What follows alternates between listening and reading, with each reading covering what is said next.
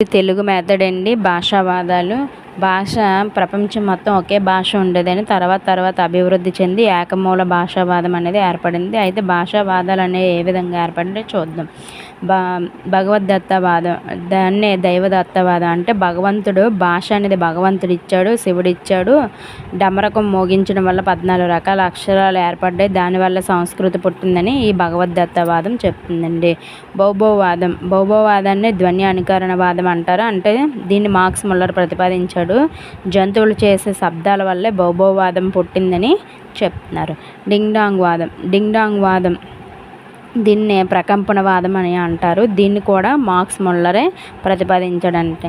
అంటే రకరకాల సౌండ్లు, మన ఇంట్లో ఉన్న గిన్నెల సౌండు, తర్వాత చెక్క సౌండు, వేరు ఇంక సౌండ్లను బట్టి ఈ డింగ్ డాంగ్ వాదమే ఏర్పడిందని చెప్తున్నారు. అంటే భాష పుట్టడానికి ఎన్ని కారణాలు. యోహ్యోవాదం దీన్ని నోయర్ ప్రతిపాదించాడండి. యోహ్యోవాదాన్ని అంటే కష్టపడి పనిచేసిన వాళ్ళు అలసిపోయిన తర్వాత రకరకాల సౌండ్లు, ఇప్పుడు చాకలవాడి బట్టలు వదిలితే ఉష్ ఉష్ సౌండ్, అలా అనమాట. రకరకాల సౌండ్లు బట్టి భాష ఏర్పడిందని యోహ్యోవాదం తెలుపుతుంది. దీన్ని ప్రతిపాదించిన వారు నోయరు. వివక్ష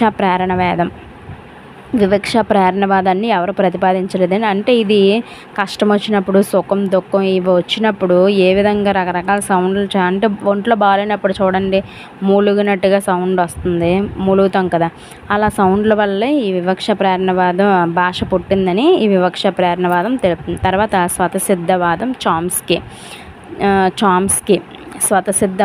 చామ్స్కీ.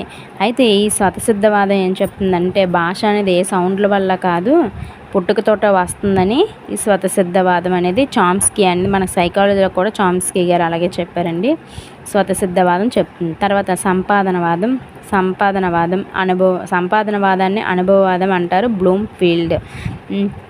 ఈ సంపాదనవాదం ఏం చెప్తుందంటే భాష అనేది ఎక్కడి నుండి రాదు, మన పరిసరాల నుంచే వస్తుందని ఈ సంపాదనవాదం బ్లూమ్ఫీల్డ్ చెప్తున్నాడు. తర్వాత క్రమ పరిణామ వికాస సిద్ధాంతం దీన్నే సహజ పరిణామవాదం అని దీన్ని ప్రతిపాదించింది డార్విన్. అయితే ఈ క్రమ పరిణామ వికాస సిద్ధాంతం ఏం చెప్తుందంటే భాష అనేది జంతువుల నుండి వచ్చి క్రమంగా అభివృద్ధి చెంది ఉంటుంది. మనం కూడా ఇంతకుముందు ఫస్ట్లో కోతి రూపంలో ఉండేవాళ్ళం కదండి, జంతువుల నుండే కదా క్రమంగా అభివృద్ధి చెంది, ఆ విధంగా భాష కూడా అభివృద్ధి చెందుతూ ఉంటుందని క్రమ పరిణామ వికాస సిద్ధాంతం చెప్తుంది.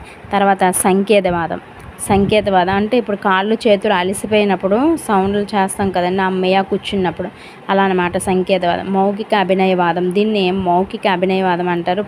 పుల్వాదం అని, టట్టవాదం అని ఈ సంకేత